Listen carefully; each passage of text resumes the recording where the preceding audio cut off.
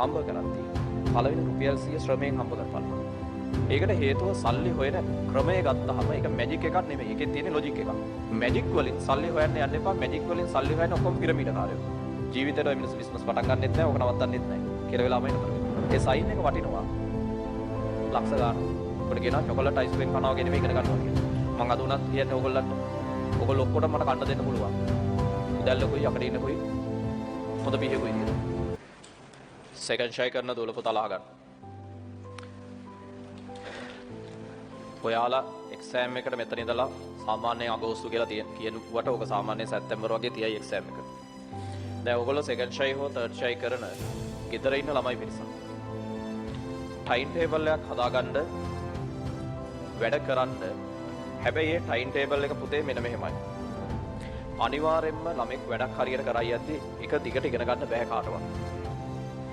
ඒක මටවත් කරන්න පුළුවන් දෙයක් නෙමෙයි. අපි වැඩක් කරනවා කියලා එක දිගට ඉගෙන ගන්නවා කියන වැඩේ මිනිස්සුන්ට කරන්න බෑ. අනිවාර්යයෙන්ම තමුන්ට පොඩි මානසික පීඩනයෙන් මිදෙන්න පුළුවන් සහ තමුන් කැමති අතිරේක දෙයක් තියෙන්න ඕනේ. දැන් කියයි සර් මම නම් කැමති අතිරේක දෙය ගේම් ගන්න එක. හරි. තමුන් කැමති අතිරේක දෙයක් තියෙන්න ඕනේ. ඒක මියුසික් වෙන්න පුළුවන්, චිත්‍රාන්දිනා වෙන්න පුළුවන්, එක එක විදිහේ දේවල්. හැබැයි ඕගොල්ලන්ගේ ඔළුවේ තියෙනවනේ ජීවිතේ ගොඩ දාගන්න. ඒ ගොඩ දාගන්න ඒක ඔළුවේ තියෙද්දි මතක තියාගන්න ඕගොල්ලෝ ලංකාවේ ඉඳන් ගොඩ යන්න බලාපොරොත්තු වෙනවා. හිතන්න එපා මේ ලංකාවෙන් එළියට ගියොත් ප්‍රශ්න විසඳෙනවා කියලා. පුතේ ලංකාවෙන් එළියට ගියොත් අවුලක් නැතුව ප්‍රශ්න විසඳෙනවා. අර පුළුවන් නම් කැම්පස් ගිහලා ෆස්ට් ක්ලාස් එකක් දාගෙන එළියට යන්න පුළුවන්. මතක තියාගන්න මේ සබ්ජෙක්ට් වල තියෙන S එක පවා මාර වටිනවා සයන්ස් වල තියෙන. C එකයි S දෙකක් කරලා යාපනයේ කැම්පස් ගියත් පුතේ වාට එතෙන්දී ෆිසික්ස් ස්පෙෂල් එකක් කෙමිස්ට්‍රි ස්පෙෂල් එකක් කරගෙන අන්තිමට PhD එක දක්වා ගේමන්න තු යන්න පුළුවන්. එහෙම ගිය ගොඩක් ළමයි ඉන්නවා මම ගන්නවා. ඔයාලා කැම්පස් ගිහලා ෆස්ට් ක්ලාස් එකක් දා ගන්නවා නම් ගොඩක් වෙලාවට ඔයගොල්ලෝ ලංකාවෙන් එළියට යන එක හොඳයි. හැබැයි මේක ඇතුළේ ඉඳලා ඔයගොල්ලෝ ගේමක් ගහනවා නම් ඔයාලා හිතන විදිහට මම හිතන්නේ ඔයගොල්ලෝ බහුතරයක් හිතන්නේ මේ සමාජය තුළ දකින්න ඔය කියන දේවල් එක්කනේ මෙහෙම ඉක්මනට මුදල් උපයන්න පුළුවන් වගේ කතා ටිකක්. පුතේ ඔය එකක්වත් ඇත්ත ලෝකයේ තුල ඇත්ත නෙමෙයි. මුදලක් උපයන්න ඕන නම් ඒකට ක්‍රමයක් තියෙනවා. ඒ ක්‍රමය දන්නේ නැති හින්දා තමයි ඔයගොල්ලෝ හොඳට බලන්න ඕනම ව්‍යාපාරයක්. යම්කිසි පුද්ගලයෙක් ගොඩනැගුවට පස්සේ ඊළඟ પરම්පරාවට බාර දෙද්දී හරි පුහුණුවකින් තොරව ඊළඟ પરම්පරාවට ඒක බාර දුන්නොත් එහෙම අනිවාර්යෙන් ඒ ව්‍යාපාරේ කඩා වැටෙනවා. බල ඕන තරම් ඒකට උදාහරණ දෙකලා තියෙනවා. ඒකට හේතුව සල්ලි හොයන ක්‍රමය ගත්තාම ඒක මැජික් එකක් නෙමෙයි. ඒකේ තියෙන ලොජික් එකක්. ජීවිතේ අමාරුම පුතේ පළවෙනි රුපියල් 100 හොයාගන්න, පළවෙනි රුපියල් 1000 හොයන්න, පළවෙනි රුපියල් ලක්ෂය හොයන්න. ඒක හරි අමාරුයි. පළවෙනි රුපියල් 100 හොයන්න ගියාම පළවෙනි රුපියල් 100 හොයන්න try කරන්න එපා. රුපියල් 200ක් වියදම් කරන්න. පළවෙනි රුපියල් 100 හොයන්න try කරන ශ්‍රමය වැය කරන්න. ඒ කියන්නේ පුතේ ඔයා භාණ්ඩයක් මිලදී අරගෙන ඒක විකුණලා ලාභය කියන එක නෙමෙයි. ජීවිතේ ගොඩ යන්න ඕන. පළවෙනි රුපියල් 100 හොයන්න බලන්න ශ්‍රමය පාවිච්චි කරන්න. ඒ හැම දෙයකම තියනවා දරුවෝ. ඕගොල්ලන්ට ජීවිතය ඇතුලේ ගොඩ දාගන්න පුළුවන් දේවල්. මැජික් වලින් සල්ලි හොයන්න යන්න එපා. මැජික් වලින් සල්ලි හොයන්න ඔක්කොම පිරමීඩ කාර්යය. ඒවා ටික දවසයි. සහ අපේ වගේ රටවල් ගොඩාක් වේගයෙන් විධිමත් කරන එක ලක් වේගන යන්නේ. ඒ නිසා අනිවාර්යෙන් ඔබේ පරම්පරාවේ ඔබ සතු සියලු දේපල ආවේ කොහෙන්ද කියලා පැහැදිලිව තියෙන්න වෙනවා. ඕන පුරවැසියෙක් ළඟ දේපල තියෙන්න බෑ.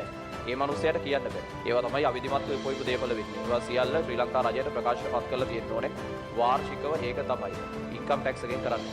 අපි ටැක්ස් රිටර්න් එකේදී හැම අවුරුද්දකම දානවා අපි ළඟ මොනවද මේ මොහොතේ තියෙන්නේ. ෆයිල් එකේ තියෙනවා ඒවා විලදී ගැනීම හෝ ඒ වියදම් සඳහා අපිට සල්ලි කොහෙන්ද ආවේ. ඔයාලා මතක තියාගන්න ඔයාලා ලංකාවේ නෙමෙයි ලෝකේ කොහේ හිටියත් ඔය වෙන රටවල් වල ඉන්න අය කියන ටැක්ස් සිස්ටම් එක මෙහෙ ඉම්ප්ලිමන්ට් වෙලා මේ සිස්ටම් එක හරි යනවා වැඩි කාලයක් යන්න කලින්. දැනටත් සෑහෙන දුරට හරි ගිහිල්ලා තියෙන අවුරුදු ගානක් තිස්සේ. ඒ හින්දා පළවෙනි රුපියල් 100 හොයන්න try කරන්න තමුන්ගේ ශ්‍රමය වැය කරනවා. ඔය ෆ්‍රෙෂ් එක කරලා ගෙදර ඉන්න ළමයි. තමුන් වැඩ කරන්න දවස් කීපයක් හදාගෙන වැඩ කරන්න. ටයිම් එකක් තියාගන්න ඕනේ.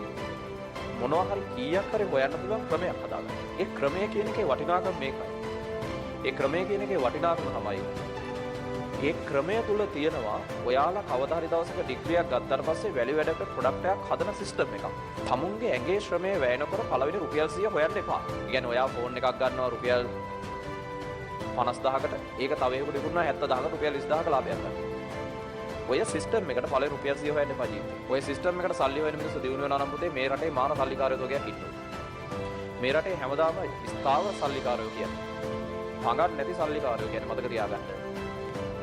පළවෙනි රුපියල් 100 රුපියල් 1000 ඊට ගොඩක් අඩු මුදලක් වැය කළා ශ්‍රමයෙන් හොයපු මිනිස්සු. ශ්‍රමයෙන් ඕනතරම් මුදල් හොයන්න ක්‍රම තියෙනවා. ඒ ශ්‍රමයෙන් මුදල් හොයන්න කියන්නේ.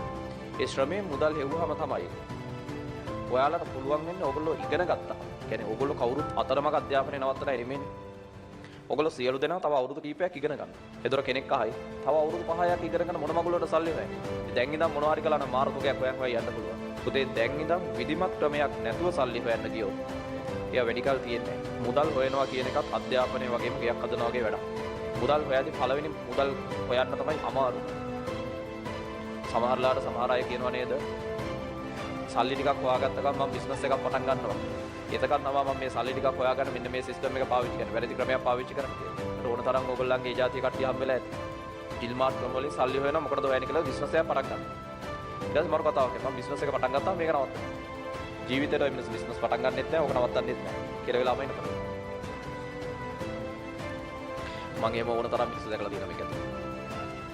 ඔයාගේ ශ්‍රමය වැය කරලා මුදලක් හොයන්න මුදලේ වටිනාකම තේරුම් ගන්න. ශ්‍රමය වැය කරලා මුදලක් හොයනවා කියන එක මහා අමාරු දෙයක් නෙමෙයි. ජිල්මාර්ට් ක්‍රම වලින් සල්ලි හොයන්න එපා. එහෙම හොයන සල්ලි හෙව්වයි කියලා ඔයාලා ඔය හිතන විදිහේ ලයිෆ් එකකට යන්න බෑ. සල්ලි හොයන්න පහසු ක්‍රම තියෙනවා. හැබැයි මේ මුදල් හොයයි යද්දි පළවෙනි කෝටිය හොයලා ඉවර වෙනාට පස්සේ තමයි ඒක උදා වෙන්නේ. පළවෙනි මිලියන 10 හෙව්වට පස්සේ පුතේ ඔයාට උදා වෙයි සල්ලි හොයන්න යම් ක්‍රම. හැබැයි මේ පළවෙනි මිලියන 10 ඇතුළේ ඔයාගේ ශ්‍රමය උපරිම තිබ්බොත් තමයි ඔයාට පුළුවන් වෙන්නේ ගේම් එකක් ප්ලේ කරන්න අවුලක් ස්ථාවර වෙන්න. ඔයා අධ්‍යාපනිකව ගන්න දේවල් ඒක ඔයාගේ ජීවිතේ පෙන්ෂන් ප්ලෑන් එකක්. අපි කොච්චර කට්ටක් කරනවද ඉංජිනේරින්ග් එකත් මෙඩිසින් ගියත් ළමෙක් ඉගෙන ගන්න කාලේ අපි ඉගෙන ගන්න කාලේ කොච්චර කටු කෑවද? අපි කොච්චර ඩිසයින් ඉංජිනේර්ස්ලාගේ ඩිසයින් චෙක් කරලා තියෙනවද? සමහරලාව ඩිසයින් ඉංජිනේර් අපිට තේරෙනවා සයින් එක ගන්න විතරයි කරන්නේ. අපි තමයි චූටි තැන් වල කැල්කියුලේෂන් පාර්ට් කර කර බලන්නේ. මේක ෆේල් වෙනවද නැද්ද? පට්ට දුකක් විඳින්න. ලොක්කා කරන්නේ සයින් එක ගන්න එක විතරයි. පොරට අපිට උඩින් ඉන්න පොරගේ ඇසිස්ටන්ට් ෂුවර් අපිට වැඩේ දාන්න.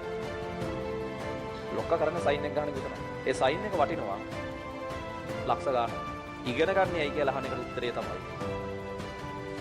ඔයා ජීවත් වෙන්න ඔයාගේ වටිනාකම කියන එක වැඩි වෙනවා. ඔයා ඉගෙන නොගත්තොත් ජීවත් වෙන්න පොලි වෙන්න දෙයක් නැහැ. ඒතකොට කිය බැංකුවේ සල්ලි ටිකක් දාන්න පොලි. ටැක්ස් සිස්ටම් එකක් යනතේ වගේ වුණාම ලොකු තේරුමක් නැති ඒවා. ඔයා ඉගෙන ගන්න ඕනේ ඒකයි.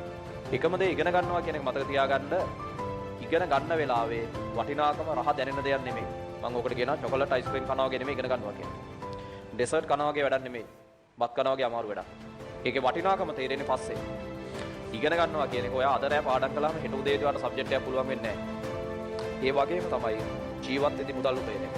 ඔයාගේ ඊන වලට යන්න ඕන නම් මුලින්ම පළවෙනි රුපියල් 100 හම්බ කරන්න බලන්න. ශ්‍රමය වැය කරලා. මම අද උනත් කියන්නේ ඕගොල්ලන්ට. ඕගොල්ලෝ ඔක්කොටම මට කන්න දෙන්න පුළුවන්. උදැල්ලකුයි අපිට ඉන්නකුයි හොඳ බිහෙකුයි තියෙනවා. ඇයි?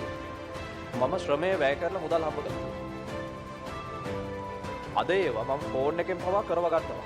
හැබැයි මම දන්නවා මොකක් හරි දෙයක් දැක්ක ගමන් මේ වෙන වැඩේ හරිද වැරදිද මොකද්ද මෙතන තියෙන අවුල කියලා. ඇයි? ශ්‍රමය වැය කරලා මුදල් උපයලා තියෙනවා. ඔයගොල්ලෝ බලන්න මේ ආයතන වල ඩෙස් පේලිය නම් පේලිය තියෙනවනේ හරියට. ඇයි? මම ටියුෂන් පටන් ගත්තේ එතනින්. කැම්පස් එකට ගිහිල්ලා එන ගමන් හැමදාම ගිහිල්ලා පන්ති කරන වෙන මිනිස්සුන්ගේ හෝල් වල. හරි මම හෙට උදේට පන්ති කරනවා නම් අදහව සම්පූර්ණ හෝල් එක අතු ගන්නවා. හරි. වොෂ්රූම් එක හොදලා. ඒක টয়ලට් එකේ තියෙන ඉස්සර ආයතන. හරි. ඊට පස්සේ ඩෙස්ක් ටික පිළිවෙලට ලයින් අප් කරලා ඩෙස්ක් ඔක්කොම ස්පොන්ජ් කෑල්ලක් කරන් පිහිනවා. ඒක ස්පොන්ජ් කෑල්ලක් කරන් මුදල් උපයන්න පළවෙනි මුදල් උපයන්න ශ්‍රමය වැය කරනවා. එතකොට ජීවත් වෙන්න හරි ලේසි. ඔය රිවිෂන් කරන ළමයි මේ කාල වකවානුව තුල ඔයා දන්නවද හරියට කෙහෙල් ගහක් හිටෙවුවොත් ඔයාට කෙහෙල් ගහක් හිටවන්න යන්නේ පැය කාලයි. කෙහෙල් ගහට සාත්තු කරලා සම්පූර්ණ කෙහෙල් කන කපා ගන්නකම් බලන්න යන්නේ පැය භාගයයි. සමස්ත කාලය.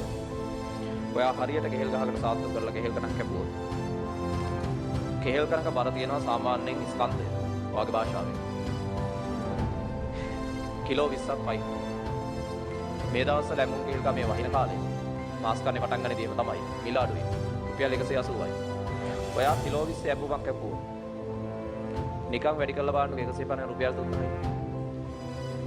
පොඩි බිස්නස් එකක් ඔයගලන්ට පටන් ගන්න පුළුවන් වුණොත් කැම්පස් යනකම ඒක ඩෙවලොප් කරන්න පුළුවන්. මොකද ඔයගලන්ට ගෙවල් වල සහයෝගය තියෙනවා. ඒකින්ද ඊතර කාට හරි කෙනෙක්ට මේක බලා ගන්න දීලා උදව්වට දෙතුන් දෙනෙක් දාලා ඔයාලට කැම්පස් යනකම වුණා බිස්නස් එකක් කළා හැකියි. ඒතර ඔයගොල්ලෝ පාස් අවුට් වෙද්දී ඒක හොඳ මට්ටමේ බිස්නස් එකක් වෙනවා. ඒ විතරක් නෙමෙයි ඔයගොල්ලෝ පටන් ගන්න වැඩේ තියෙනවනේ මොකක් කරේ. ඒ පටන් ගන්න වැඩේ ඇතුළේ ඔයාලා කැම්පස් එකට ගිහිල්ලා ඊට අදාළ දෙයක් ඉගෙන ගනින්න. ඔයාලට තේරෙනවා වැලියු ඇඩඩ් ප්‍රොඩක්ට් එකක් කරන්නේ කොහොමද කියලා. ඔයාලා පරිසරයත් එක්ක ගැටෙන්න ඕනේ ඒකයි. එතකොට තමයි ඔයාලට තේරෙන්නේ මේකට මෙහෙම ප්‍රශ්නයක් තියෙනවා මේ ප්‍රශ්නේ මෙහෙම විසඳුවා නම් හරි. මෙහෙම දෙයක් නාස්ති වෙනවා මේ නාස්ති වෙන දේ මෙන්න මෙහෙම කන්වර්ට් කළා නම් හරි. අපේ රටේ වෙලා තියෙන පුතේ ඉගෙන ගන්න ළමයට බාහිර පරිසරයේ අත්දැකීම නැහැ. ඉතින් ඉගෙන ගත්තට අර අත්දැකීම කන්වර්ට් කරන්න තේරෙන්නේ නැහැ. අත්දැකීම තියෙන එක අර අධ්‍යාපනය. පොල් ගෙඩිය ලෙලි ගහන මැෂින් එකක් හදන්න අවුරුදු ගාණක් යන්නේ ඇයි? පොල් ලෙලි ගහන මනුස්සයෙක් ටෙක්නොලොජි එක නැහැ. ටෙක්නොලොජි එක තියෙන එක පොල් ගෙඩිය ලෙලි ගහන. කෙටි ක්‍රම දකින්න ඕන නම් අත්දැකීම් තියෙන්න ඕන ජීවිතේ. දැන් ඕගොල්ලෝ මේ ගෙවන කාලය තුල රිවිෂන් ළමයි ගෙදර ඉන්නේ දවස් 7ක්. දවස් 7 පන්ති යනවා එනවා. ඒත් වැඩ කළත් වඩා තව කාලයක් විතර මොනවා හරි කීයක් හරි හොයන්න පුළුවන් සිස්ටම් එකක් ඩෙවලොප් කරන්න පුළුවන්. ඒක අසාර්ථක වෙයි. ඒක තමයි අත්දැකීම. ප්‍රථම ඔයාලට තේරෙන්නේ මුදලක් උපයන්න කොච්චර අමාරුද කියලා. ජිල්මාට් ක්‍රම වලින් සල්ලි හොයන්න එපා. ජිල්මාට් ක්‍රම ප්‍රසිද්ධ ඇති. හැබැයි ඒවෙන් හොයන මුදල් වැඩි කල් තියෙන්නේ නැහැ. ඔයා ඉගෙන ගන්න එක තමයි ඔයාගේ අනාගත වත්කම. ඉගෙන නොගෙන සල්ලි හොයන්න එපා කියලා වෙද්දී නැවත ගොඩ එන්න බැරි වෙන කියලා වෙන්නේ. ඉගෙන ගන්න ගමන් සල්ලි හොයන්න. ඉගෙනගෙන සල්ලි හොයන්න යන්නත් එපා. සල්ලි හොයන්න කල්පත්. ඉගෙන ගන්න ගමන් සල්ලි හොයන්න. ඒකෙදි පළවෙනි මුදල ශ්‍රමය වැය කරලා හොයන්න. ඒ අත්දැකීම වල මාර වැදගත් ලෝකෙ කොහෙද? ලෝකෙ නැත්තේ ක්‍රිටිකල් තින්කින් තියෙනවා. ඒ අවස්ථාවට ඕන විදිහට හිතන්න පුළුවන් නැත්තේ අවස්ථාවට ඕන විදිහට හිතන්න පුළුවන් තමයි වටින්නේ. උන්ට තමයි ඕනම කම්පැනි එකක් වැඩි ගාණක් ගෙවලා තියාගන්න. ඔයත් ඒ වගේ මිනිසෙක් වෙන්න ඕන නම් පුළුවන් තරම් දේවල් එක්ක ජීවත් වෙන්න. ඉගෙන ගන්නවා කියලා පැය 24ම ෆිල් වෙන ටයිම් ටේබල් හදන්න එපා.